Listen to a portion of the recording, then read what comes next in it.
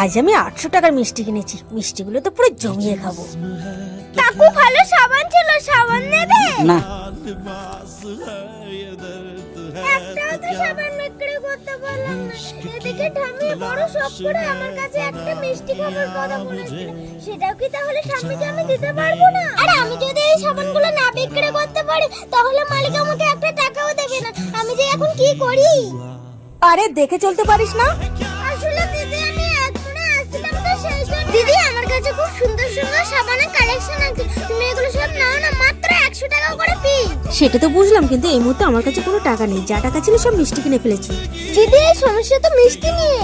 মানে আসলে এই পৃথিবীতে আমার মা বাবা বলতে কেউ নেই, বয়স্ক ঠাম্মির কাছে মানুষ। ঠাম্মির ইচ্ছে একটা বড় সাইজের মিষ্টি খাওয়া। আচ্ছা ঠিক আছে, আমি তোমার সাবানগুলো নিয়ে নিলাম, তুমি আমার মিষ্টিটা নাও। আর হ্যাঁ, এবার থেকে প্রতি মাসে কিন্তু আমাকে সাবান দেবে, কেমন?